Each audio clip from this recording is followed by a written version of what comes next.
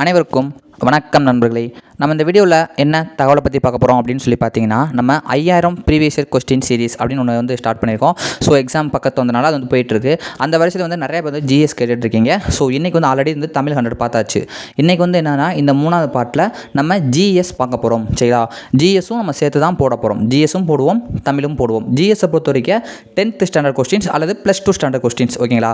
So அதான் வந்து நம்ம போட போகிறோம்னு சொல்லியிருந்தோம். அந்த வரிசையில் வந்து இன்றைக்கி பார்க்க போகிற கொஸ்டின் ரொம்ப முக்கியம்.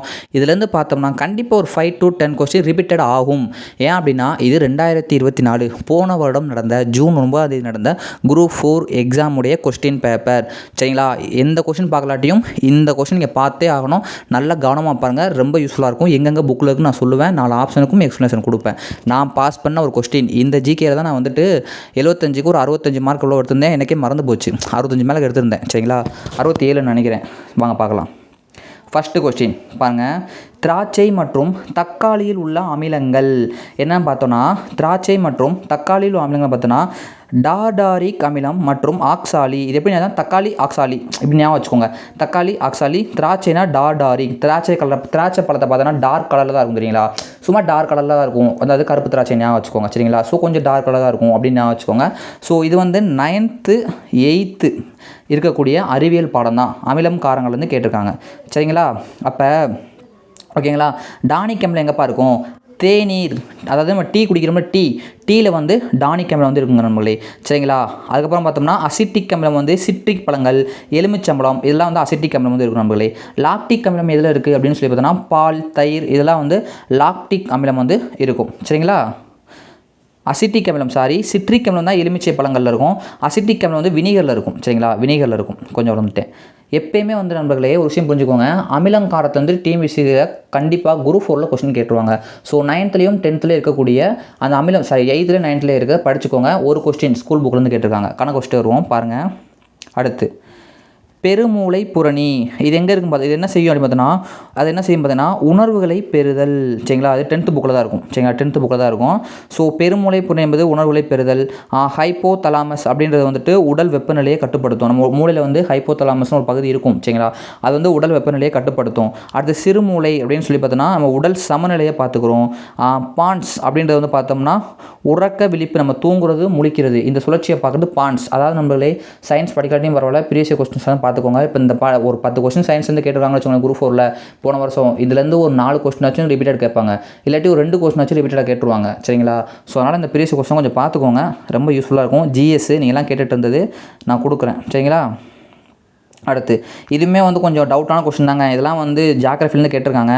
ஸோ வந்து இந்த மாதிரி கொஸ்டின்ஸாக பார்த்துக்கிட்டா அடுத்தோட கேட்டால் நீங்கள் கண்ணை மூட்டு அழிக்கணும். கேனிமீட் அப்படின்னு என்ன பார்த்தோன்னா சூரிய மண்டலத்தின் மிகப்பெரிய நிலவு. நம்ம சூரிய மண்டலத்திலே வந்து மிகப்பெரிய நிலவு தான் என்னென்னா இந்த கேனிமீட் அப்படின்னு சொல்லுவாங்க. ஆப்ஷன் ஏ வரும். சரிங்களா? டைட்டன் அப்படின்னு சொல்லி பார்த்தோம்னா சூரிய மண்டலத்தின் மேகங்களுடன் கூடிய நிலவு.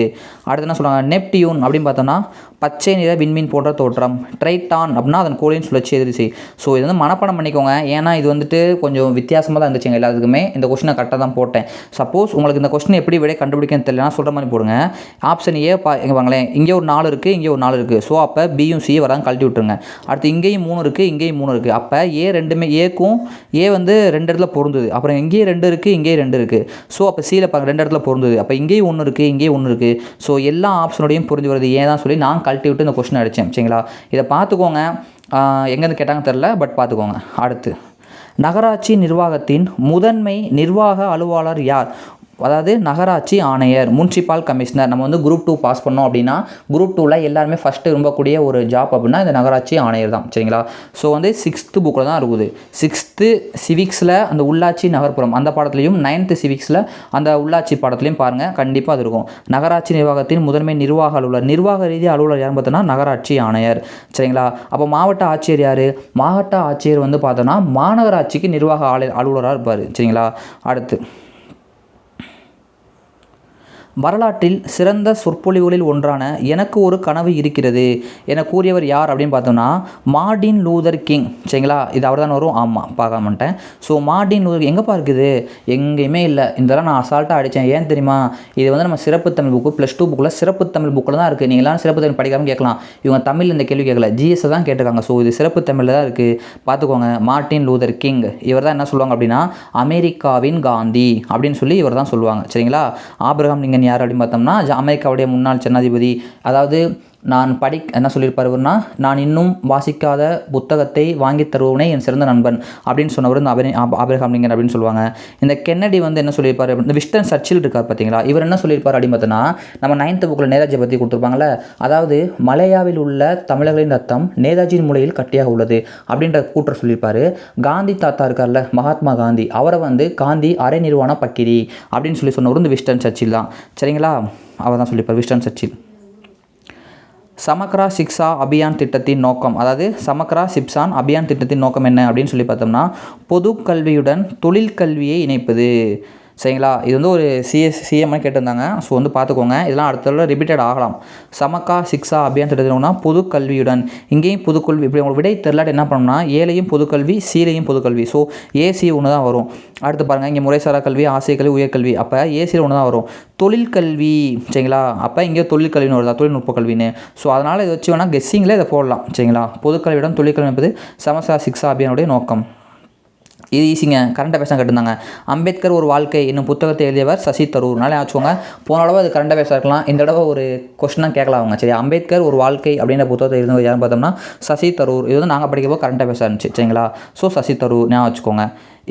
ஒரு கொஸ்டின் கேட்குறேன், தெரிஞ்சவங்க சொல்லுங்கள். இப்போ 2024 சாகித்ய அகாதமி விருது பெற்ற எழுத்தாளர் யார்? நான் தமிழ் கேட்குறேன், தமிழ் எழுத்தாளர் யார், அவங்க என்ன நூலுக்காக, அதை கீழே போடுங்க, கேட்க வாய்ப்பு இருக்குது. சரிங்களா, அடுத்து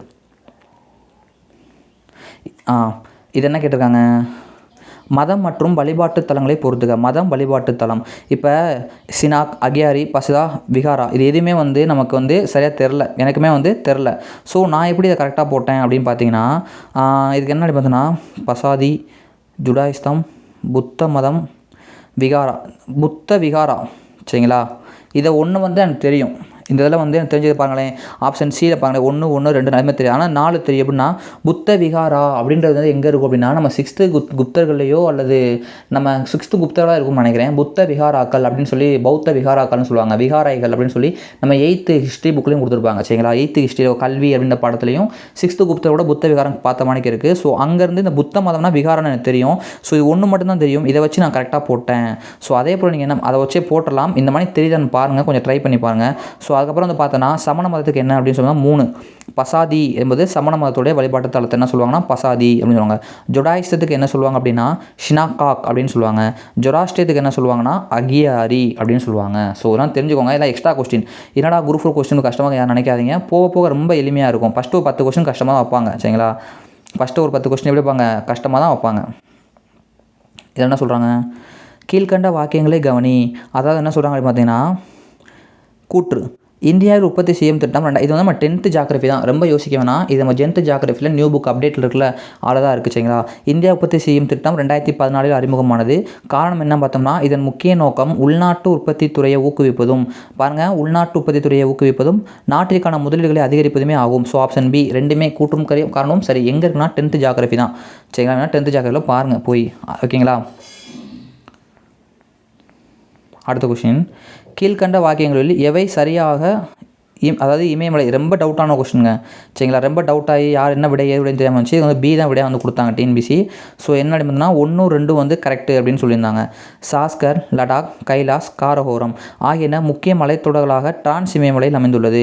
இது வந்து ஒரு கரெக்டான கூற்றுங்க. ரெண்டாவது, சிறிய இமயமலை மற்றும் சிவாலி கொண்டு ஒப்பிடும்போது இம்மதி குறைவான மலையே போய், இதெல்லாம் அப்படியே புக்கிலே இருக்கும். ஸோ இந்த 2 பாயிண்ட்டுமே புக்கில் அப்படியே இருக்கும். சரிங்களா, ஸோ அதனால் வந்துட்டு ஆப்ஷன் பி தான் வந்து இதுக்கு விடையாக கொடுத்தாங்க. ஆனால் சர்ச்சைக்குரிய கொஸ்டினாக தான் இருந்துச்சு நாங்கள் படிக்கும்போது. 10th ஜியாகிரஃபி தான். ஸோ பார்த்தீங்கன்னா 10th ஜியாகிரஃபி 2 கொஸ்டின் கேட்டிருக்காங்களா. இந்த தடவையும் ஜிஎஸ்ல வந்து பெரிய மாற்றம் கிடையாது, கேட்பாங்க, படிச்சுக்கோங்க. ஹரப்பர்களால் அறியப்படாத விலங்கு. ஹரப்பர்கள்னால் யாருமே கிடையாது, சிந்துவெளி மக்களை தான் ஹரப்பர்கள்னு சொல்லுவாங்க. குதிரை. சரிங்களா, அப்புறம் இரும்பின் பயன் அவங்களுக்கு தெரியாது அப்படின்னு சொல்லியிருப்பாங்க. 112 பாருங்கள். பின்வருவனவற்றுள் அவற்றின் சரியான பதிலுடன் பொருத்தவும். அதாவது பேஷ்வா அப்படின்னா யாரும் பார்த்தோம்னா இது நம்ம மராத்தியர்களில் கொடுத்துருப்பாங்க. ஸோ இது வந்து எங்கே இருக்குன்னா ஒரு நிமிஷம் நண்பர்களே 6th சிந்து சமவெளியில் இருக்கும். சரிங்களா, இது 7th மராத்தியர் வந்து கேட்டிருக்காங்க. தெரிஞ்சுக்கோங்க. பேஷ்வா அப்படின்னா பிரதம அமைச்சர் தான் என்ன சொல்லுவாங்க அப்படின்னா பேஷ்வாக்கள் அப்படின்னு சொல்லுவாங்க. சுர்னாவிஸ் சரிங்களா, அதாவது சுர்னாவிஸ் அப்படின்னா என்ன சொல்லுவாங்க அப்படின்னா பண்டிட் ராவ்னா தலைமை அர்ச்சகர், நியாயாதீஷ்னா தலைமை நீதிபதி, சுர்னாவிஸ்னா செயலர். இந்த இது எப்பயுமே கேட்பாங்க. சிவாஜியோடைய அஷ்டப்பிரதான்னு சொல்லுவாங்க. சரிங்களா, சிவாஜியின் அஷ்டப்பிரதான்லாம் மொத்தம் 8 பேர் இருப்பாங்க. அதில் 4 பேர் தான் கொடுத்துருக்காங்க. எப்பயுமே வந்து சிவாஜியை பற்றி மராத்தியர் படிக்கிங்கன்னா சிவாஜியை பற்றி தான் கேள்வி கேட்பாங்க. பார்த்துக்கோங்க. பேஷ்வா அப்படின்னா பிரதம அமைச்சர், சுர்னாவிஸ் அப்படின்னா செயலர், நியாயாதீஷ் நியாயமாக இருக்கவங்க தான் நீதிபதியாக இருப்பாங்க. ஸோ நீதிபதி. பண்டிட் ராவ் இன்றைக்கி வந்து கோயில் இது பண்ணுறவங்க என்ன சொல்லுவாங்க, அர்ச்சகராக பண்டிதர்கள் அப்படின்னு தான் சொல்லுவாங்க. பண்டிட் அப்படின்னு தான் சொல்லுவாங்க. ஸோ பண்டிட் ராவ் தலைமை அர்ச்சகர். ஓகேங்களா. கீழ்காணும் எந்த மாநிலங்கள் பொதுவாக உயர்நீதிமன்றத்தை பெற்றுள்ளன? இதுவுமே வந்து நம்ம 8th இருக்குமோ 10th இருக்கும். 10th பாலிட்டி தான். சரிங்களா, அதாவது பஞ்சாப் ஹரியானா தானே. ஆமாம், பஞ்சாப் மற்றும் ஹரியானா இந்த 2 மாநிலங்கள் தான் என்ன பண்ணுதுன்னா பொதுவான உயர்நீதிமன்றம். பஞ்சாப்க்கும் ஹரியானாக்கும் பொதுவான உயர்நீதிமன்றம் தான் இருக்கும். அது எங்கே இருக்குதுன்னு கேட்டாங்கன்னா சண்டிகரில் இருக்குது. சரிங்களா, எங்கே இருக்குது அப்படின்னு கேட்டாங்கன்னா பஞ்சாப்க்கும் ஹரியானாக்கும் சண்டிகரில் தான் வந்து உயர்நீதிமன்றம் இருக்குது. தெரிஞ்சு வச்சுக்கோங்க. 10th பாலிட்டி தான். நான் சொன்ன வரைக்கும் பார்த்தீங்களா, +1லையோ +2லையோ தான் கொஸ்டின் வந்திருக்கா, குரூப் 4ல் கேட்க மாட்டாங்க. சரிங்களா. எந்த ஆண்டு இந்திய அரசால் செம்மொழியாக தமிழ் அறிவிக்கப்பட்டது? 10th polity. பழைய ஓல்டு 10th புக்கில் இருக்கும். 6th பாலிட்டி 3 இடத்துல இருக்கும் இந்த கொஸ்டின். 2004 அக்டோபர் ஞாபகம் வச்சுக்கோங்க. சரிங்களா, அக்டோபர் 2004 தான் என்ன பண்ணாங்க அப்படின்னா தமிழ் வந்து செம்மொழியாக அறிவிக்கிறாங்க. 2008 வந்து தெலுங்கையும் கன்னடாவையும் அறிவிச்சிருப்பாங்க. 2005 சமஸ்கிருதத்தை அறிவிச்சிருப்பாங்க. இப்போ ஒரு கரண்ட் அஃபேர்ஸ் உங்களுக்கு கேட்குறேன். இப்போ ரீசெண்டாக 4-5 மொழிகள் வந்துட்டு தமிழ் செம்மொழியாக அறிவிச்சிருக்காங்க. அது எந்த மொழிகள், எந்த ஆண்டு, தேதியோடு மென்ஷன் பண்ணுங்கள். கரண்ட் அஃபேர்ஸு எல்லோரும் தெரிஞ்சுக்கிட்டோம். சரிங்களா. மனித உரிமை நாள் டிசம்பர் 10. இதுவுமே 8th பாலிட்டி தான். பார்த்தீங்களா, புக் கொஸ்டினை பார்த்தீங்கன்னா எல்லாமே ஸ்கூல் புக்கு தான். 8th பாலிட்டி டிசம்பர் 10 தான் என்னது மனித உரிமைகள் தினம். சரிங்களா. ஏன் அப்படி சொல்லியிருப்பாங்கன்னா 1948 டிசம்பர் 10 வந்து பாரிஸில் வந்துட்டு மனித உரிமைகள் பற்றிய ஒரு பிரகடனம் நடக்கும். அந்த பிரகடனத்துக்காக தான் அவங்க என்ன பண்ணுவாங்கன்னா அந்த நாளை கணக்கில் வைத்து இந்த மனித உரிமை தினம் என்பது கொண்டாடுவாங்க. அடுத்து இது நம்ம 9th பாலிட்டி தான். பார்த்தீங்களா, எல்லாமே வந்து 6th to 10th பாலிட்டி கொஸ்டின்ஸாக தான் இருக்குது. பார்த்தீங்களா, +1 +2 தான் வந்திருக்கான் பாருங்கள். இப்போ தான் தெரிஞ்சுக்கோங்க, இப்படி தான் கேட்பாங்க கேள்விகள். ஸோ வந்து பார்த்தோம்னா GVK ராவ் குழு, பல்வேந்திரா மேத்தா குழு. ஃபஸ்ட்டு என்ன பார்த்தோன்னா பல்வேந்திரா மேத்தா குழு தான் வரும். 1957 இதான் பல்வேந்திரா மேத்தா குழு. அடுத்து என்ன கேட்குறாங்க, அசோக் மேத்தா குழு 1977. சரிங்களா. அடுத்து என்னது GVK ராவ் குழு 1985. கடைசியாக LM சிங்கி குழு 1986. சரிங்களா, அழிச்சிக்கலாம்.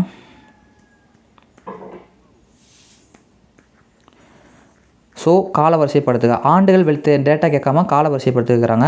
பல்வேந்திரா 1957, அசோக் மேத்தா 1977, GVK ராவ் 1985, LM சிங்வி 1986. இது நாலுமே என்னென்னா பஞ்சாயத்து ராஜ் தொடர்பாக போடப்பட்ட குழுக்கள். சரிங்களா. இது அப்படியே 9th பாலிட்டியில் அந்த உள்ளாட்சி அமைப்புன்ற பாடத்தை வந்து கேள்வி கேட்டிருக்காங்க. போய் பாருங்கள் தெரியும். அடுத்து என்ன கேட்குறாங்க, கீழ்காணும் பாக்கியங்களில் கட்சி தாவல் தடை சட்டம் பற்றி சரியான கூற்று எது?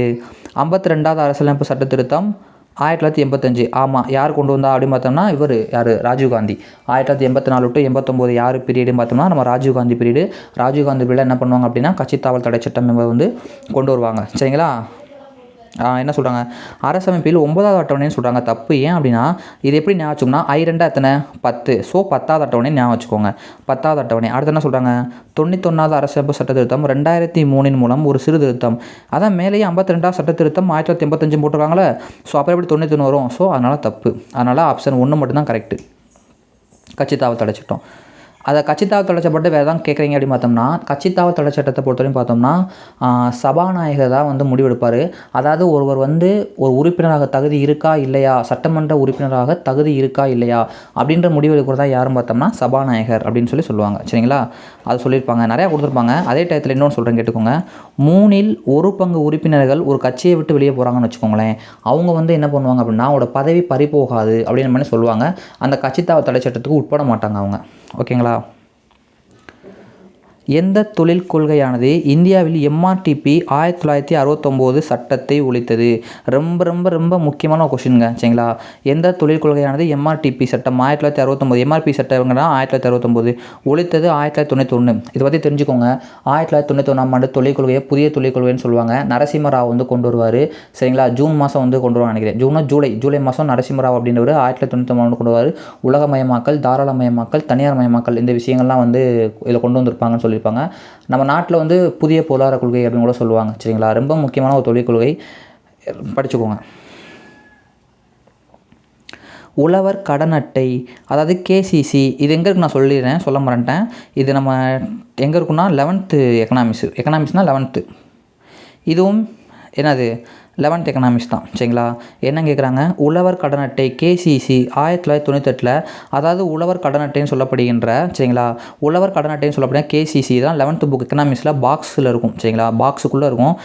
மைய வங்கி மற்றும் நபார்டு பேங்கால் துவங்கப்பட்டது. அதாவது உழவர் கடன் அட்டை என்பது மைய வங்கி மற்றும் நபார்டு பேங்கால் துவங்கப்பட்டது. 1988 வந்து ஸ்டார்ட் பண்ணியிருக்காங்க. நல்லா தெரிஞ்சுக்கோங்க. ரொம்ப முக்கியமான கொஸ்டின் 11th எக்கனாமிக்ஸ். ஸோ இது வந்து நீங்கள் என்ன தெரிஞ்சுக்கணும் அப்படின்னா 11th எக்கனாமிக்ஸ் நல்லா படிக்கணும்னு அர்த்தம். மைய வங்கினா என்னது? Reserve bank. சரிங்களா? ரிசர்வ் பேங்க் எப்போ கொண்டு வந்தாங்க? 1935 கொண்டு வந்தாங்க. அப்போ எங்கே இருந்துச்சு? கல்கத்தாவில் இருந்துச்சு. அதை எப்போ மும்பைக்கு மாற்றாங்க? 1937. ஸோ அதான் தெரிஞ்சுக்கணும். 1937 மாற்றுறாங்க. எப்போ நாட்டுடைமையாக்கப்பட்டது? 1949 ஜனவரி 1 நாட்டுடைமையாக்கப்பட்டது ரிசர்வ் பேங்க். சரிங்களா? ஸோ முதல் ரிசர்வ் பேங்க் எத்தனை தொகை முதலீட்டில் வந்து உருவாக்குறாங்க? 5 கோடி முதலீட்டில் உருவாக்குறாங்க. ஸோ இதெல்லாம் வந்து தெரிஞ்சுக்கோங்க. ரிசர்வ் வங்கியின் முதல் ஆளுநர் யார்? உர்ஜித் படேல்.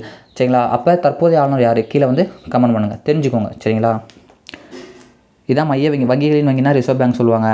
பணவீக்கத்தை கட்டுப்படுத்தும் அமைப்பு ரிசர்வ் பேங்க் சொல்லுவாங்க. ஸோ இந்த மாதிரி ரிசர்வ் பேங்கை பற்றி நிறையா படித்து வச்சுக்கோங்க.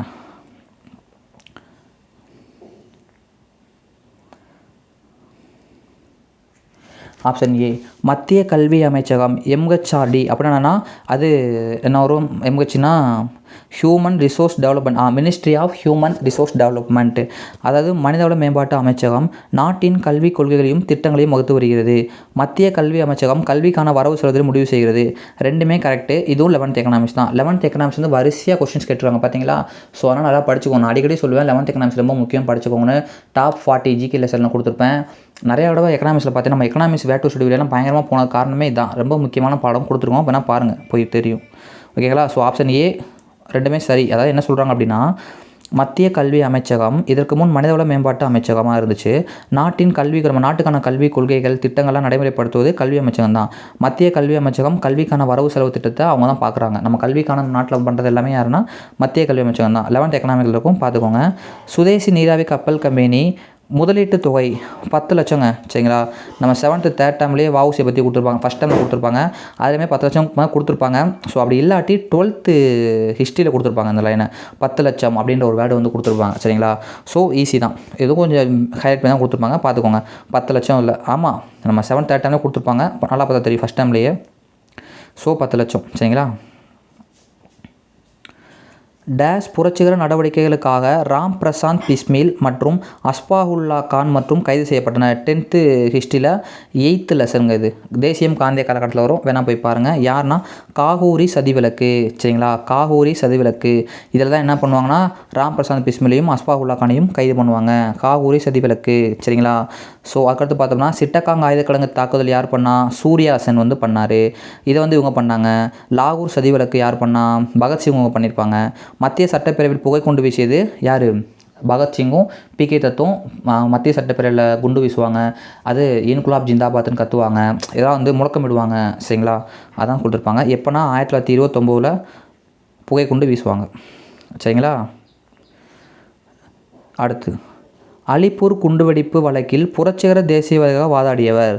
அலிப்பூர் குண்டுவெடிப்பு இது வந்து +2 புக் தான். சரிங்களா? +2 வந்து புக் பேக்கில் கொடுத்துருப்பாங்கன்னு நினைக்கிறேன். ஸோ இது +2 புக் தான். இது ஒன்று +2ன்னு கேட்டிருக்காங்க.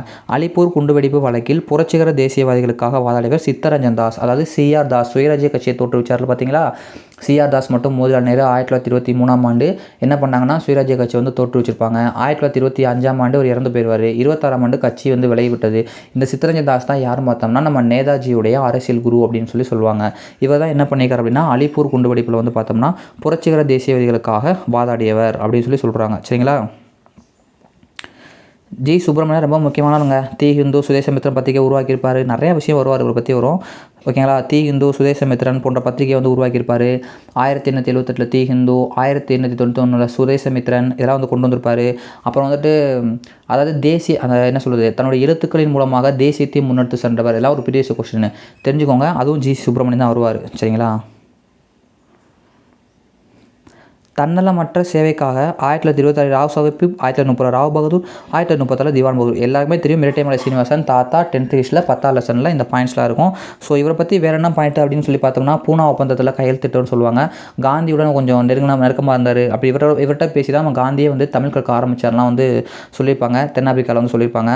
ஸோ மெயினான பாயிண்ட் இவரை பற்றி தான். சரிங்களா. அப்புறம் ஒரு சுயசரிதை எழுதியிருப்பார். ஜிவிஎஸ் சரித சுருக்கம் அப்படின்னு சொல்லப்படுகின்ற ஒரு சுயசரிதை எழுதினவர் யாரும் பார்த்தாலும் இந்த இரட்டைமலை சீனிவாசன் தான். சரிங்களா. அடுத்து வந்து பார்த்தோம்னா எம்சி ராஜாவை பொறுத்தவரையும் பார்த்தோம்னா ஒடுக்கப்பட்ட இந்துக்கள் புக் எழுதியிருப்பார். 2022 குரூப் 4 கேட்டிருந்தாங்க. ஒடுக்கப்பட்ட இந்துக்கள் புக் எழுதியிருப்பார். வேறு என்ன பண்ணியிருப்பார், இந்த அகில இந்திய ஒடுக்கப்பட்ட நல்வாழ்வு பேரவை அந்த அமைப்பை உருவாக்கியிருப்பார். சட்ட மேலவைக்கு தேர்ந்தெடுக்கப்பட்டவர் அப்படின்னு சொல்லி போட்டிருப்பாங்க. நீதி கட்சியின் துணைத் தலைவராக செயல்பட்டவர். இதெல்லாம் யாருன்னா எம்சி ராஜாவை சொல்லியிருப்பாங்க. மா சிங்காரவேலர் பௌத்த அதாவது மே தின விழாவை அறிமுகம் செய்தவர், பௌத்த சமயத்தின் முன்னோடி. இந்த மாதிரிலாம் வந்து நம்ம மா சிங்காரவேலர் சொல்லுவாங்க. பொது உடைமையோட முன்னோடி இவர் தான். நம்ம 1900 இந்த கான்பூரில் நடந்த வழக்குலையும் என்ன பண்ணியிருப்பார் அப்படின்னா அகில இந்திய பொதுவுடைமை மாநாடு கான்பூரில் நடந்திருக்கும். அதை தலைமை உரையாற்றினரும் சிங்காரவேலர் தான் சொல்லுவாங்க. 1870 பிறந்து 1960 இறந்துருவாங்களோ அப்படின்னு நினைக்கிறேன். ஸோ அப்போ தான் எப்போ இறந்துருப்பார். சரியாக தான் இல்லையே. அப்போ தான் இறந்துருப்பார். தெரியல விட்டுருங்க. ஸோ அதான் மா சிங்காரவேலர். சரிங்களா. சி நடேசனார் பார்த்தோம்னா என்ன பண்ணார் அப்படின்னு பார்த்தோம்னா, அந்த மதராஸ் ஐக்கிய கழகம், அதாவது மதராஸ் மருத்துவக் கழகம், திருவல்லிக்கேணியில் வந்துட்டு திராவிடர் இல்லம் இதெல்லாம் ஸ்டார்ட் பண்ணவர் இந்த நடேசனார் தான் சொல்லியிருப்பாங்க. தென்னிந்திய நல உரிமை சங்கத்தை சொல்லியிருப்பாரா? இல்லை. சி நடேசனார், மாதவ நாயர். ஓகே, இதெல்லாம் பண்ணியிருப்பார்.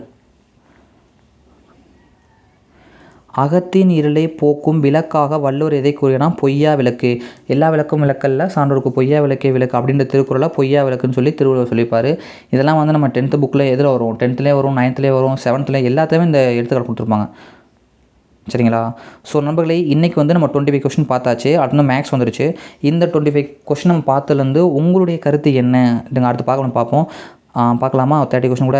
ரோம் நாட்டை சேர்ந்த மூத்த பிளினி தன்னுடைய இயற்கை வரலாறு என்னும் நூலில் டேஸ் இந்தியா முசிறியை 6th ஹிஸ்ட்ரிங்க. சரிங்களா. 6th ஹிஸ்ட்ரியில் முசிறியை பற்றி கொடுத்துருப்பாங்க. ரோம் நாட்டை சேர்ந்த மூத்த பிளினி தன்னுடைய இயற்கை வரலாறு அப்படின்னு நூலில் நம்ம முசிறி துறைமுகத்தை பற்றி வந்து சொல்லியிருப்பார். மூத்த பிளினி அப்படின்றவர் முசிறி துறைமுகத்தை பற்றி வந்து சொல்லியிருப்பார் அப்படின்னு சொல்லுவாங்க. சரிங்களா. ஸோ அடுத்து வந்து பார்த்தா 1891 அயோத்திதாசா நிறுவப்பட்ட திராவிட மகாஜன சபையின் முதல் மாநாடு நீலகிரி. 8th தமிழ் தான் இருக்கும். அதாவது திராவிட மகாஜன சபையின் முதல் மாநாடு எங்கே நடந்துச்சு அப்படின்னு பார்த்தோன்னா நீலகிரியில் நடந்தது அப்படின்னு சொல்லியிருப்பாங்க. வள்ளுவன் செய்த திருக்குறளை நன்கு கற்றறிந்தோர் உள்ளுவரை மனுவாதி நூல்களை என்ற திருக்குறளை புகழ்ந்து வருத்தவர் பேராசிரியர் சுந்தரம் பிள்ளை. இது மட்டும் கொஞ்சம் பார்த்துக்கோங்க. புக்கில் இருக்காதுன்னு நினைக்கிறேன், எங்களுக்கு தெரில, தெரிஞ்சவங்க கமெண்ட் பண்ணுங்கள். வள்ளுவன் செய்த திருக்குறளை நன்கு கற்றுணர்ந்தோர் உள்ளுவாரே மனுவாதி நூல்களை என்று திருக்குறளை புகழ்ந்துரைத்தவர் சுந்தரம் பிள்ளைன்னு சொல்கிறாங்க. எழுதி வச்சுக்கோங்க புக்கில், மறுபடியும் கேட்க வாய்ப்பு இருக்குது. சரிங்களா. ஞாலம் கருதியினும் கைகூடும். மேற்கூறிய திருக்குறளில் ஒருவர் உலகம் முழுவதையும் கைப்பற்ற கதாலும் அவர் எந்த 2 காலத்தையும் இடத்தையும், உங்களுக்கு இது கரெக்டாக பொருந்துங்க, காலத்தையும் இடத்தையும் யார் ஒருவர் வந்து சரியாக வந்து அறிஞ்சு பயன்படுத்துகிறாங்களோ அவங்க இந்த உலகத்தையே அடையவர்களாலும் கைகூடும் சொல்லி திருவள்ளுவர் சொல்கிறாரு. சரிங்களா. திருக்குறள் வந்து கேள்வி கேட்டிருக்காங்க. ஈஸியாக தான் கேட்டிருக்காங்க, பார்த்துக்கோங்க. சரிங்களா. அடுத்து தமிழ்நாட்டின் ரத்த சோகை முகத் பாரத் திட்டம் எந்த ஆண்டுனா 2018. சரிங்களா. அது வந்து நம்ம சயின்ஸ் புக்கில் இருக்கும். ரத்த சோகை முகத் பாரத் திட்டம் என்பது 2018 தொடங்கியிருப்பாங்க. ரத்த சோகை முகத் பாரத் திட்டம் 2018 ஸ்டார்ட் பண்ணியிருப்பாங்க. இது கரண்ட் அஃபேர்ஸ்னு நினைக்கிறேன் நண்பர்களே. நாங்கள் படிக்கும்போது கொஞ்சம் சர்ச்சைக்குரிய கொஸ்டினாக இருந்துச்சு. ஜப்பான் பன்னாட்டு கூட்டுறவு முகமை நிதி உதவியுடன் செயல்பாடும் தமிழ்நாடு நகர்ப்புற சுகாதார திட்டத்தின் செயலாக்க காலம் 7 ஆண்டுகள். இது ஒரு கரண்ட் அஃபேர்ஸு. நாங்கள் படிக்கும்போது இருந்துச்சு, எழுதி வச்சுக்கோங்க. ரீசெண்டாக திரும்ப கேட்க வாய்ப்பு இருக்குது. இந்தியா 2018 ஆண்டை எந்த பயிரின் தேசிய ஆண்டாக அறிவித்ததுன்னு பார்த்தோம்னா திணை வகைகள். 10th எக்கனாமிக்கில் இருக்குது. சரிங்களா. 10th எக்கனாமிக் கொஸ்டின் தான். 2018 ஆண்டை தேசிய திணை பயிரின் ஆண்டாக அறிவித்தது அப்படின்னு சொல்லுவாங்க. சரிங்களா. 2023 ஆண்டு திறனறி தேர்வு திட்டம் தொடங்கப்பட்டது.